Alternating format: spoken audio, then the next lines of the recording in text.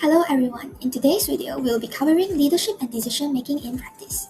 The manager that I interview is Mickey Chi, and she's a manager of 3 different branches for Wiki Arithmetic, which focuses on teaching children mental arithmetic, and she has been in this managing field for over 10 years. 有时候一些 decision 的话呢，我会比较民主化。当然，因为我们公司有既定的 SOP， 所以在不改变大方向之下，我会让他们参与一些的决策跟决定。所以 as leader 的部分，通常我会跟他了解了之后，再帮他一起解决这个问题。通常只要一个人找到方法，他们就能够成长得很快。In the video, my manager demonstrates a democratic leadership style as she involves team members in decision making by gathering their opinions before making the final decision.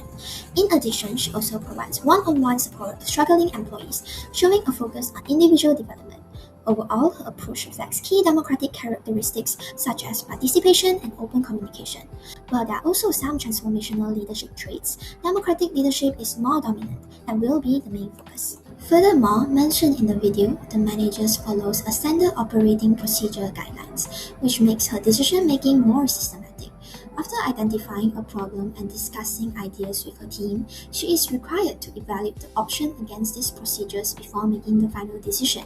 Therefore, although she adopts a democratic leadership approach by involving employees in decision-making, the presence of SOPs means that her decisions are more structured and less flexible, as they must align with organizational guidelines. 会有的，因为其实以前的我可能是一个比较自我要求很高的人，所以当我在 manage 团队的时候呢，我也希望以同样的标准去要求别人。However, my manager was not always a democratic leader.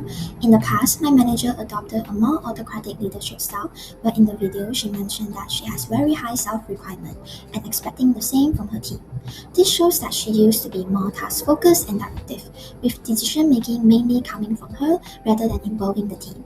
The focus was getting work done efficiently and meeting strict standards.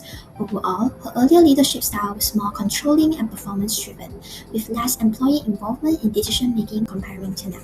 She decided to change her leadership style after realizing that her employees were often stressed but not communicating their struggles to her, leading to high turnover rates. This made her reflect that her previous approach was not supporting her team efficiently. Therefore, she started actively asking for feedback and realized that her team members worked and reacted differently to her leadership, and she should not force her ideas on them. As a result, she shifted towards a more people-oriented approach, focusing more on communication and employee well-being.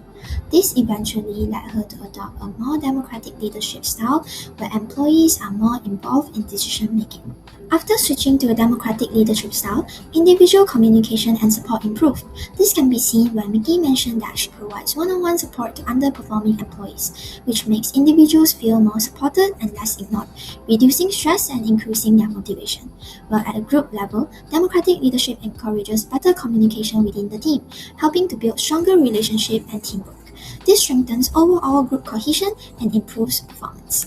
My manager's role model is Simon Sinek, whose leadership reflects transformational leadership through Start With Why, where leaders inspire others through purpose. His decision-making is values-based and focused on long-term impact with clear communication of reasons behind each decision. This influenced my manager to also explain the why for each decision. She mentioned that by explaining the why, her workers tend to be more understanding and cooperative, which ultimately leads to better results.